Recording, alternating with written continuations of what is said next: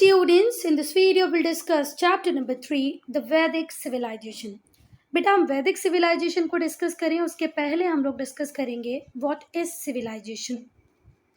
अब बेटा सिविलाइजेशन क्या है? सिविलाइजेशन एक कॉम्प्लेक्स ह्यूमन सोसाइटी है जिनकी अपनी लैंग्वेज होती है, स्क्रिप्ट होती है, करेंसी होती है। ठीक है, सिविलाइजेशन क्या है? Civilization is a complex human society that may have certain characteristics of cultural and technological development. देखो वो पर्टिकुलर एरिया जहाँ पर लोग एज अ सोसाइटी रह रहे हैं, इनके अपने कस्टम्स हैं, ट्रेडिशंस हैं, लैंग्वेज है, सील्स है, स्टैंडर्ड वेट मेजरमेंट सिस्टम है, इसको क्या कहेंगे हम बेटा? सिविलाइजेशन। अब हम पढ़ेंगे कि वैदिक सिविलाइजेशन क्या है। तो वो पर्टिकुलर सिविलाइजेशन जो वैदिक एज में डेवलप हुई उसे ही हम वैदिक सिविलाइजेशन कहते हैं। तो वो वैदिक पीरियड कौन सा पीरियड है बच्चा? वो पीरियड जो 1500 BCE से स्टार्ट होकर 600 BC पे ख़त्म होगा या BCE पे ख़त्म होगा, उसे ही हम वैदिक सिविलाइजेशन कहते हैं। कुछ बच्चों को BCE का फुल फॉर्म पता होगा, जिन्हें नहीं पता है वो सुन लें, बिफोर कॉमन एरा। अब बिफोर कॉमन एरा भी लिख सकते हैं और BC भी लिख सकते हैं, before Christ. BC stands for before Christ, BCE stands for before common era.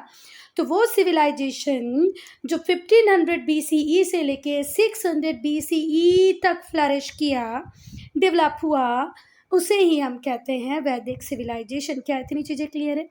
अब बेटा एक क्वेश्चन आ रहा होगा दिमाग में कि हम तो ऐसे बोलते हैं कि जो 2010 में चीज़ शुरू हुई वो 2020 में ख़त्म हुई, ये फिर भी समझ में आता है, पर ये तो उल्टा ही चल रहा है कि 1500 में शुरू हुआ और 600 में ख़त्म हुआ।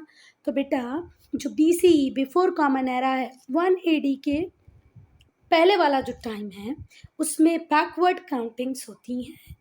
नहीं पता है ना? अगर आपको ये जो इतना सा पार्ट अगर आपको कंफ्यूज कर रहा है तो आप मुझे कहें, मैं आपके लिए सेपरेट वीडियो बना दूंगी, ठीक है? कि मैम हमें टाइम फ्रेम समझ में नहीं आया है, कमेंट सेक्शन में लिख देना।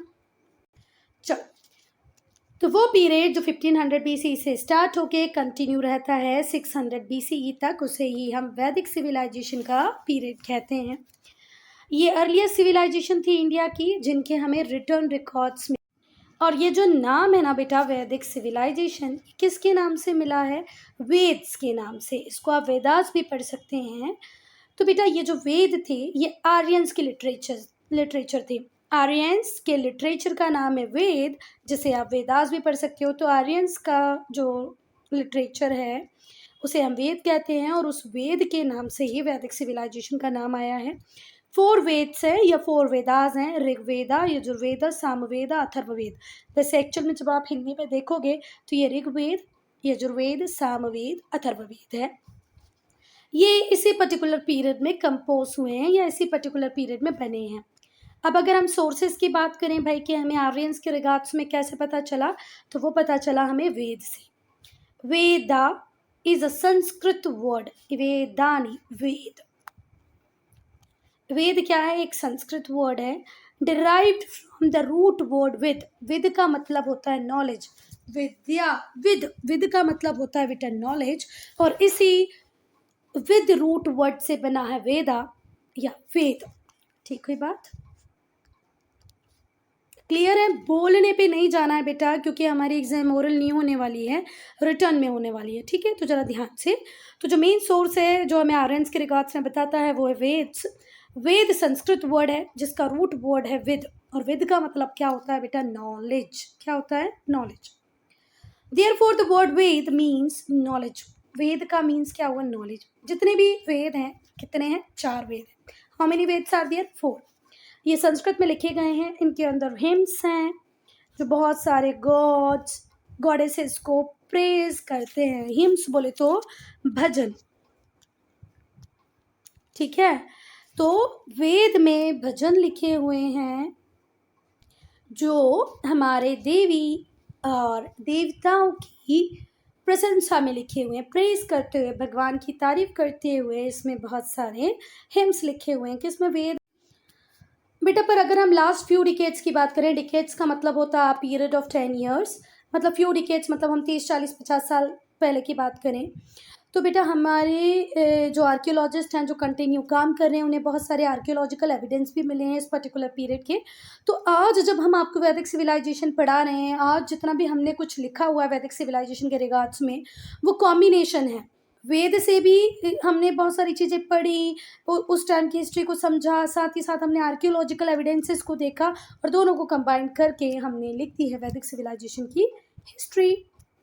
अब बेटा ऐसा माना जाता है कि ये जो पर्टिकुलर रीजन है, इस रीजन से आए थे आर्यंस, जिन्होंने हमारे इंडिया में आके ऋग्वेद को लिखा था। Ancestor of the people who wrote Rigveda में कम फ्रॉम ईयर, यहाँ से आए।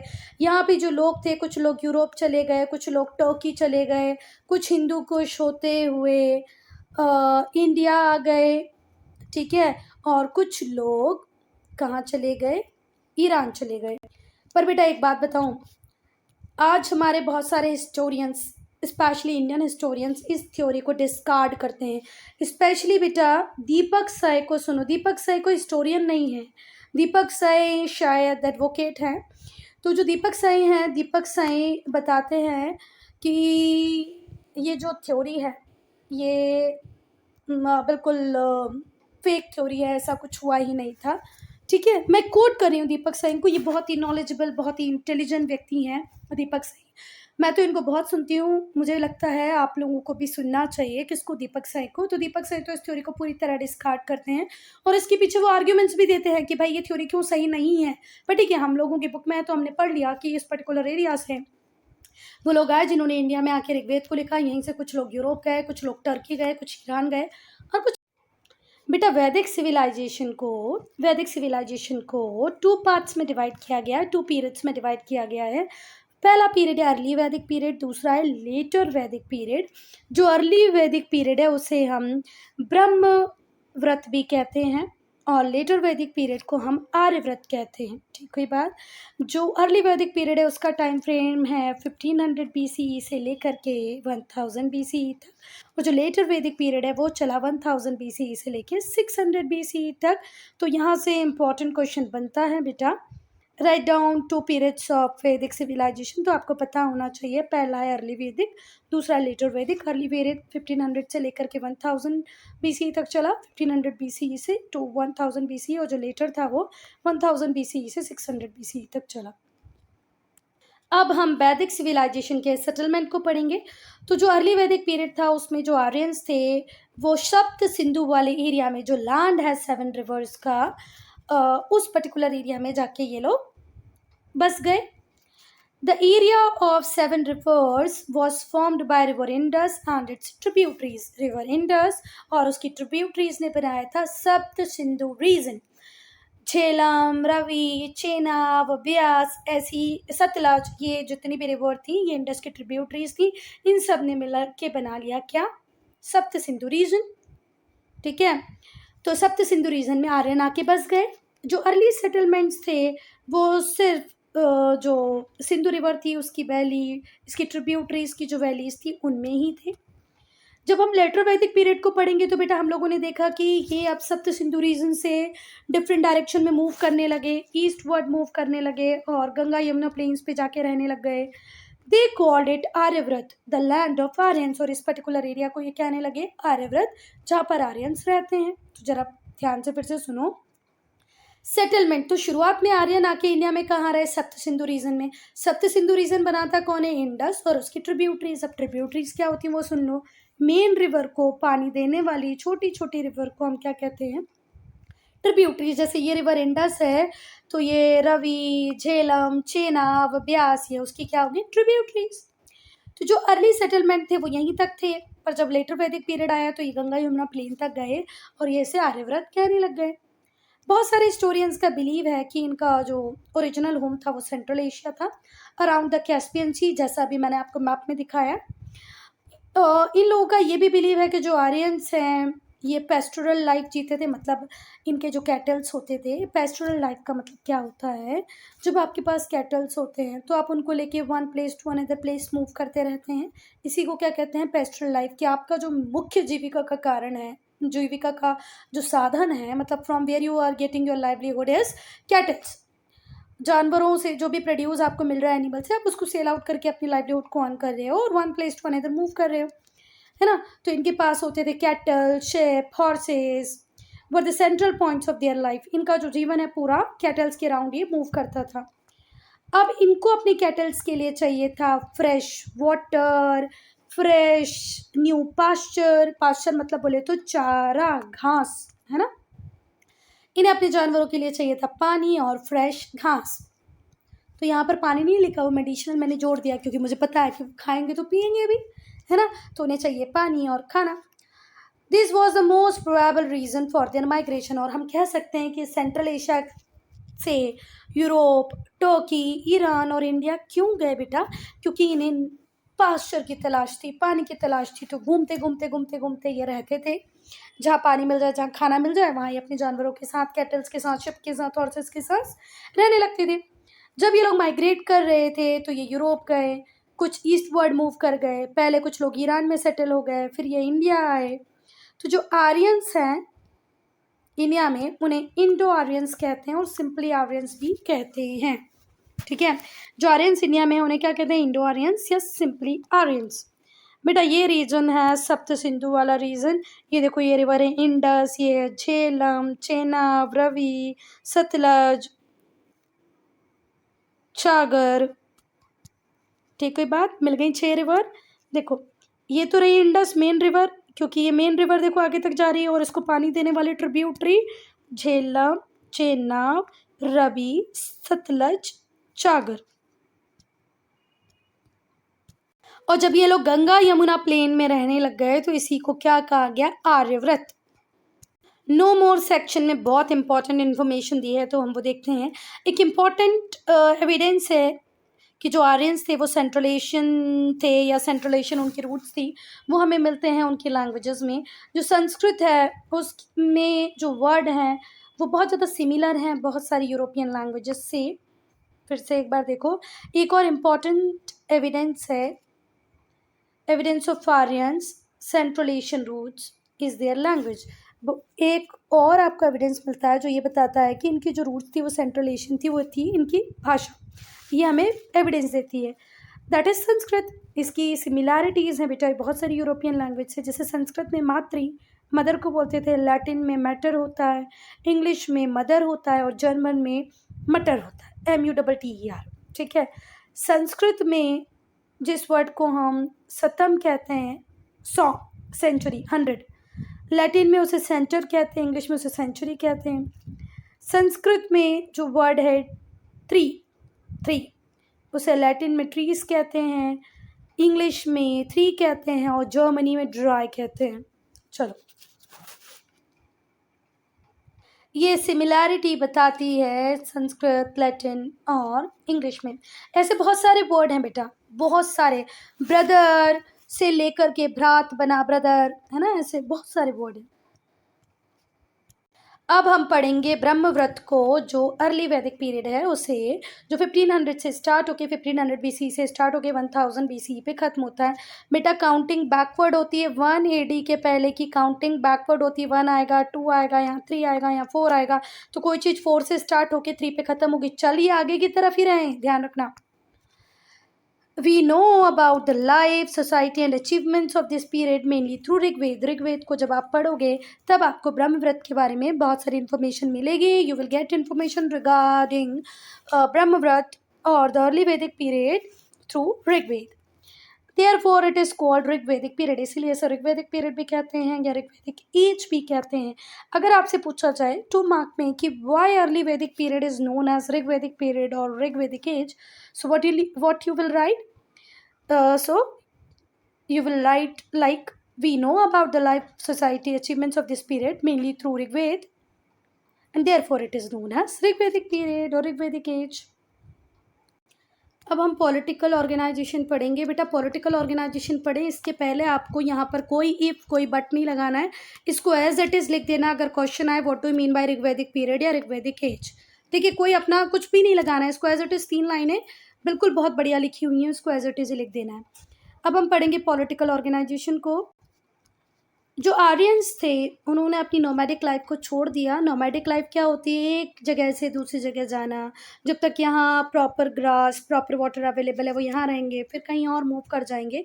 इस लाइफ को हम बोलते हैं नोमैडिक लाइफ। तो उन्होंने अपनी नोमैडिक लाइफ को छोड़ दिया, सेटल्ड लाइफ जीने लग गए। एक जगह ही रहते थे फिर वो। They started living settled life, से एक जगह रहने लग गए। ये बहुत सारी ट्राइब्स में डिवाइडेड थे जिन्हें ये लोग जन कहते थे। आप लोग जनाज भी बोल सकते हैं, कोई प्रॉब्लम नहीं है। ये लोग क्या कहते थे? जन कहते थे। ठीक, कोई बात। जो जन था उसके अंदर बहुत सारे विलेजेस आते थे, जैसे ये ग्राम कहते थे, ग्रामास कहते थे। ग्राम वॉज द स्मॉलेस्ट यूनिट, और सबसे छोटी यूनिट कौन सी थी? ग्राम। ठीक, कोई बात। तो जन थे, क्या थे बेटा? जन। जन के अंदर बहुत सारे विलेजेस आते थे जिन्हें ये लोग ग्रामास या ग्राम कहते थे। ठीक, कोई बात। ग्राम सबसे स्मॉलेस्ट यूनिट थी। और बेटा जो विलेज हेडमैन होता था, जो हेडमैन होता था ग्राम का, उसे ग्रामीणी कहते थे। Grama consist of number of families, एक ग्राम में बहुत सारी फैमिलीज रहती थी। Each tribe had a chief, हर ट्राइब का अपना चीफ होता था जिसे ये लोग राजन कहते थे। इसे इसकी एबिलिटी और पोटेंशियल के अकॉर्डिंग सेलेक्ट किया जाता था। मतलब हम ऐसे मान सकते हैं कि अगर ये एबिलिटी और पोटेंशियल की बात कर रहे हैं तो हेरिडेटरी रूलर नहीं होता था। हर ट्राइब का अपना चीफ होता था जिसे ये लोग राजन कहते थे। इसे उसके एबिलिटी और पोटेंशियल के अकॉर्डिंग सेलेक्ट किया जाता था। The post was not hereditary, post hereditary नहीं थी। आप कैपेबल हैं, आपके अंदर पोटेंशियल है तो आप राजन बन जाएंगे। इसकी ड्यूटीज़ होती थी, ये अपनी ट्राइब, अपने जन को, अपनी जना को, अपने जन को, ट्राइब को एक्सटर्नल अटैक से डिफेंड करेगा। To look after peoples welfare, लोगों की भलाई के लिए काम करेगा। कैटल्स को प्रोटेक्ट करेगा, क्योंकि बेटा ये लोगों को एक्सटर्नल अटैक से बचाता था, उन्हें प्रोटेक्शन देता था, उनके कैटल को प्रोटेक्शन देता था। तो लोग खुशी खुशी इसे बलि ऑफर करते थे, मतलब वॉलंटरी ट्रिब्यूट देते थे, कुछ ना कुछ बीच बीच में देते रहते थे, क्योंकि ये अपनी इंपॉर्टेंट सर्विसेज किसको दे रहा है? लोगों को दे रहा है, लोगों की प्रोटेक्शन कर रहा है। There were two tribal assemblies, दो ट्राइबल असेंबलीज होती थी जिसे सभा और समिति के नाम से जाना जाता था। सभा में council of leaders and important members आते थे, एक ट्राइब के जितने भी महत्वपूर्ण लोग होते थे। ये काउंसिल ऑफ एल्डर्स था, ठीक है, was a council of elders. सभा क्या होता था? Council of elders. इसमें बुजुर्ग लोग आते थे, ओल्ड एज पीपल आते थे, और इस ट्राइब के जितने भी इंपॉर्टेंट लोग होंगे वो आ जाएंगे। मतलब एक पर्टिकुलर ट्राइब के इंपॉर्टेंट लोग और जो एल्डर्स हैं वो आएंगे और मिलेंगे, तो उसे क्या कहा जाएगा? सभा। It is advise the Rajan on all important social and political issues. ये जो सभा थी ये राजा को एडवाइस करती थी सारे इंपॉर्टेंट सोशल और पॉलिटिकल इशूज़ पे। अब जो समिति थी, समिति जनरल असेंबली हुआ करती थी बच्चा, जिसको all members of the tribe आकर बैठ सकते थे, उसमें पार्ट ले सकते थे। तो ध्यान से सुनो, सभा क्या थी? काउंसिल ऑफ एल्डर्स, जिसमें इंपॉर्टेंट पर्सन्स आते थे ऑफ द ट्राइब, और एल्डर लोग आते थे, ठीक है। पर अगर हम समिति की बात करें तो समिति जनरल असेंबली थी जिसमें सारे लोग आ सकते थे। The people gathered here for business transaction, लोग यहाँ पर बिजनेस ट्रांजेक्शन के लिए भी आते थे। ये दोनों ही असेंबलीज राजन की पावर को चेक करती थी कि भाई राजन कहीं अपनी पावर का गलत यूज़ तो नहीं कर रहा है। अब हम इस फ्लो चार्ट को समझ लेते हैं। राजा जो चीफ होता था, पुरोहित को अपॉइंट किया जाता था, पुरोहित चीफ एडवाइज़र होता था, एडवाइज़र ऑफ द चीफ। और सेनानी होता था जो कमांडर होता था। समिति में सारे लोग जाके उस समिति की मीटिंग्स को अटेंड कर सकते थे। सभा सिर्फ काउंसिल ऑफ एल्डर्स थी और इम्पॉर्टेंट पर्सन ही आते थे, और इन दोनों का ही काम था राजा के ऊपर नज़र रखना। राजा का चीफ एडवाइज़र पुरोहित, मिलिट्री कमांडर सेनानी। समिति, सभा, समिति में सारे लोग आ सकते हैं, सभा में कुछ इंपॉर्टेंट लोग और एल्डर लोग आएंगे, और दोनों का काम है राजा के ऊपर नज़र रखना। अब हम सोशल लाइफ को पढ़ेंगे बेटा, फैमिली कैसी होती थी। जो आर्यंस थे, the Aryans called their family as kul, वो अपनी फैमिली को कुल की तरह कुल बोलते थे। क्या बोलते थे? अपनी फैमिली को कुल। The Aryans called their family as kula. They followed the joint family system, यहाँ पर जॉइंट फैमिली सिस्टम चल रहा था। बहुत सारी जनरेशन साथ में रहती थी, जैसे दादाजी के जो चारों भाई हैं वो भी रहेंगे, पापा के चारों पांचों भाई, बच्चे, सारे लोग साथ में मिलके रहते थे, और इसी को क्या कहते थे ये लोग? कुल। सारे लोग साथ में आके रहेंगे, और जो ओल्डेस्ट मेल मेंबर होता था वो हेड होता था फैमिली का, जिससे कुलप या गृहपति भी कहा जाता था। औरतों की बहुत रिस्पेक्टफुल पोजीशन थी ऋग्वैदिक सोसाइटी में। औरतों को रेस्पेक्ट किया जाता था, इन्हें एजुकेशन का राइट था, इन्हें स्टडी करने का राइट था कि ये वेद को भी पढ़ सकती हैं। तो जो ऋग्वैदिक पीरियड था उस टाइम में औरतें लगभग इक्वल पोजीशन में थी, उनको बहुत रिस्पेक्ट दी जाती थी, उनको एजुकेशन का राइट था, इवन वो स्टडी कर सकती थी वेद की भी, है ना। They were also allowed to study the Vedas. इन्हें परमिट किया जाता था कि आप समिति की मीटिंग्स को भी अटेंड कर सकती हैं। ये लोग डिबेट्स में, ये जो औरतें थी ये डिबेट में भी पार्ट ले सकती थी। तो अगर यहाँ पर आ जाए note, write down the condition of women in Rigvedic period, तो आप बोलना कि they were enjoying equal rights, women were respected, received education, they were having right to read the Vedas, even they can attend the meeting of samitis, they can participate in debates। बहुत सारी जो औरतें थी उन लोगों ने इस time में हिम्स को भी कंपोज किया। गार्गी, मैत्री, ये दो हाईली एजुकेटेड वीमेन थी जो लेटर वैदिक पीरियड में जन्मी, उस टाइम में रही, जिनको आज तक हम याद कर रहे हैं। कौन? गार्गी और मैत्री, बहुत ज़्यादा हाईली एजुकेटेड वीमेन थी who live during the later Vedic period. अब यहाँ पर मोर टू नो सेक्शन आपको ये बताता है कि औरतों की जो पोजीशन थी वो सुप्रीम थी बेटा। जैसे आज अगर हम बात करें और आज से 20-30 साल पहले की बात करें तो जो औरतें थी वो सब्जेक्ट की तरह ही थी। पहले शादी के पहले पापा उनको डील करेंगे, जैसा वो कहेंगे पापा वैसे करना पड़ता था। शादी के बाद हस्बैंड के ऊपर डिपेंड कर जाती थी। शादी के लिए लड़का वो खुद नहीं चुनती थी। पर ऋग्वैदिक पीरियड इतना एडवांस पीरियड था कि उस पीरियड में औरतें एंजॉय करती थी right to choose their husband. आप लोगों ने वो देखा होगा द्रौपदी का स्वयंवर, नहीं सॉरी द्रौपदी का नहीं भाई, सीता का स्वयंवर देखा होगा आपने, है ना। एक बार चेक कर लेना, शायद द्रौपदी का भी स्वयंवर ही हुआ है ना। तो वैदिक पीरियड में औरतों को अपने हस्बैंड को चुनने का राइट था। बहुत सारे राजा ऐसे लाइन से खड़े होते थे, औरत किसी भी मेल को अपने हस्बैंड की तरह चुन सकती थी उसकी गले में माला डाल के। और इस सेरेमनी को क्या कहा जाता था? स्वयंवर। तो स्वयंवर परफॉर्म होता था। 10, 12, 15, 100, पता नहीं जितनी भी आपकी कैपेसिटी उतने लड़के आगे खड़े होते थे। जो लड़कियां होती थी वो उसमें से किसी को भी चुन सकती थी अपने पार्टनर की तरह। Widows were allowed to remarry. Even Rigvedic period में विधवा औरतों की भी, मतलब बेटा विधवा किसको बोलते हैं? जिसके हस्बैंड की डेथ हो जाती है वो होती है विडो या विधवा, उसे भी रीमैरी करने का राइट था। और चाइल्ड मैरिज भी नहीं होती थी। वर्ण सिस्टम को हम पढ़ेंगे अब।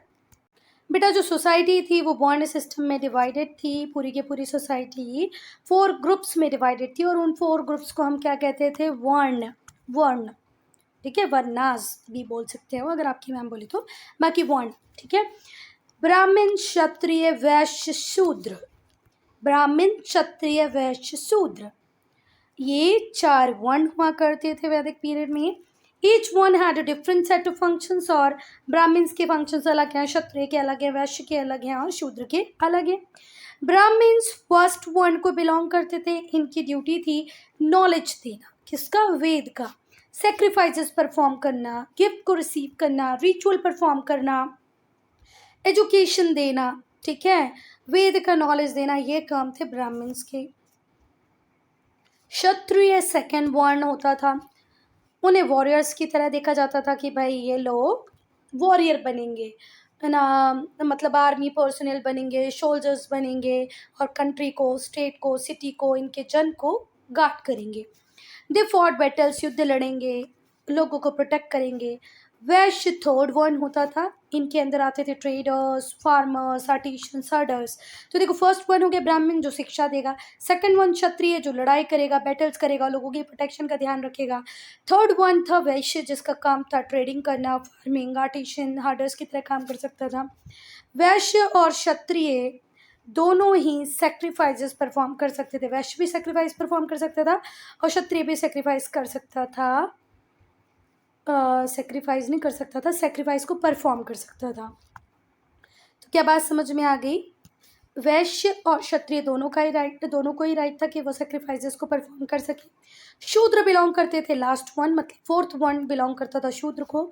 दे were not allowed to perform any ritual. और इन्हें बेटा किसी भी रिचुअल को परफॉर्म करने का राइट नहीं था। मतलब ये किसी भी सेक्रीफाइसेस को परफॉर्म नहीं कर सकते थे, मीनियल जॉब्स करते थे।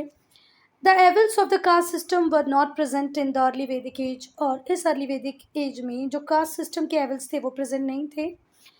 In fact it was quite flexible, और आप अपने वर्ण को चेंज कर सकते थे. People were allowed to change their occupation, लोगों को ये अलाउड था कि वो अपने ऑक्यूपेशन को चेंज कर लें.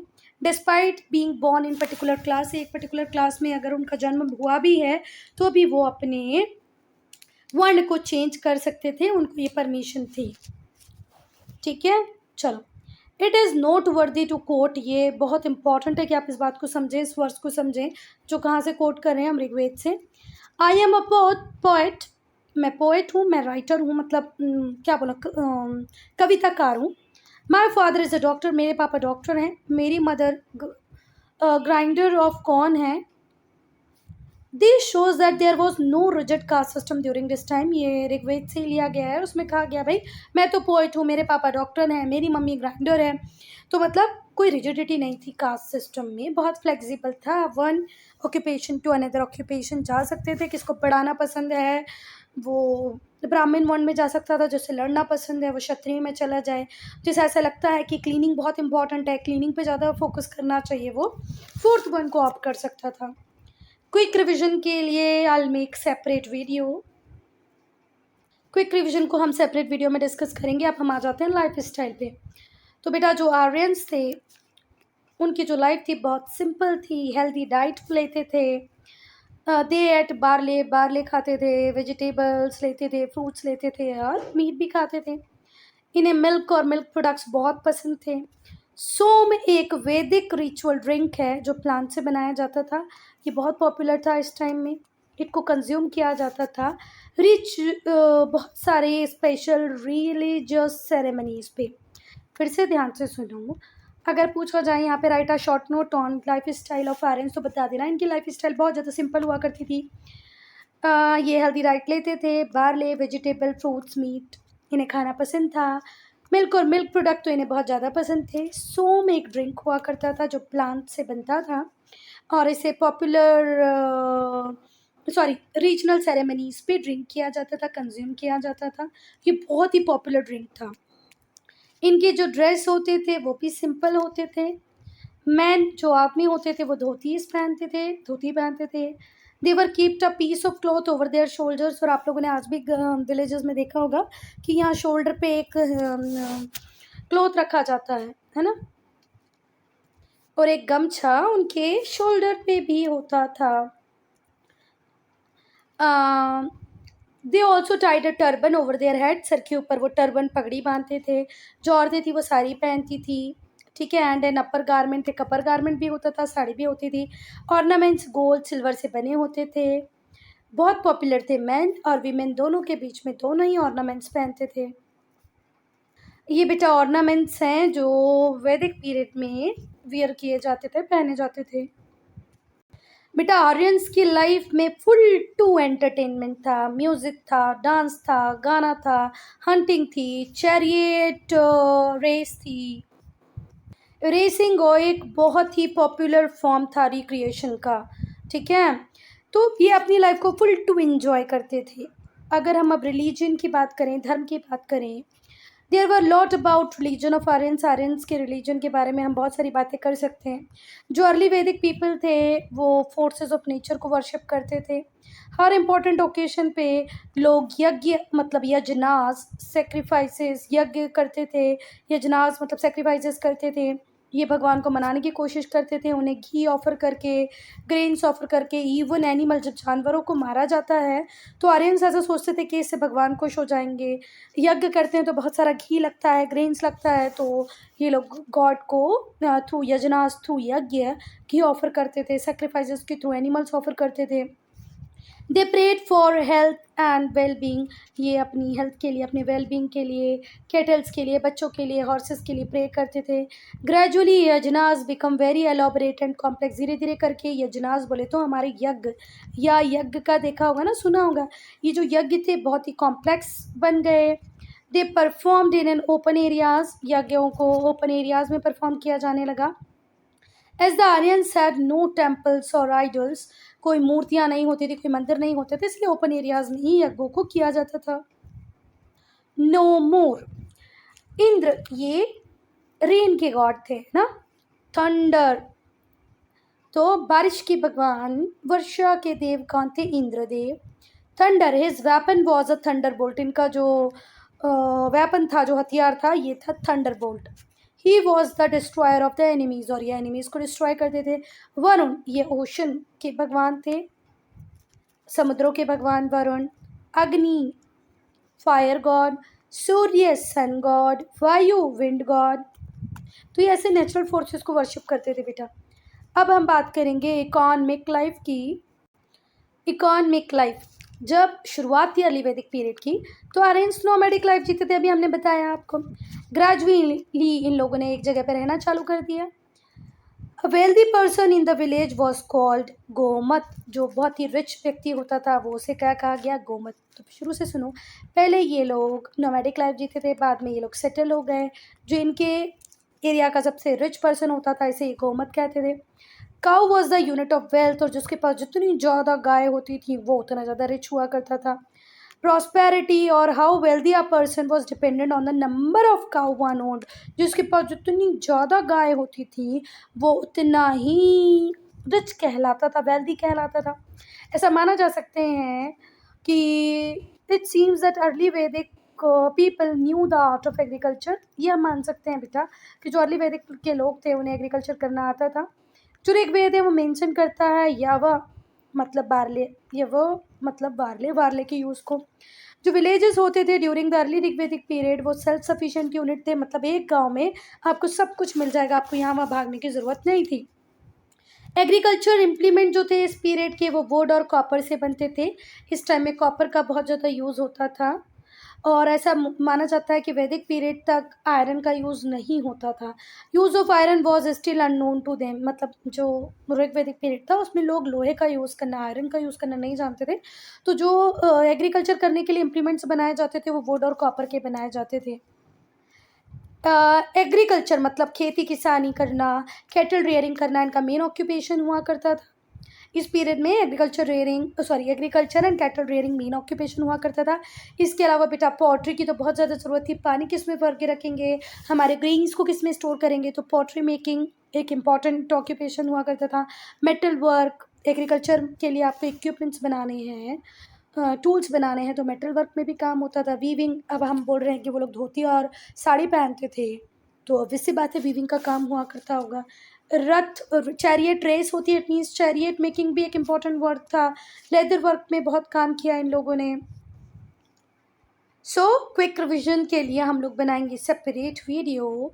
लेटर वैदिक पीरियड को हम डिस्कस करेंगे बच्चा पार्ट 2 में। ठीक है, I am ending this video here only. If you have any doubt, any problem, to write in comment section.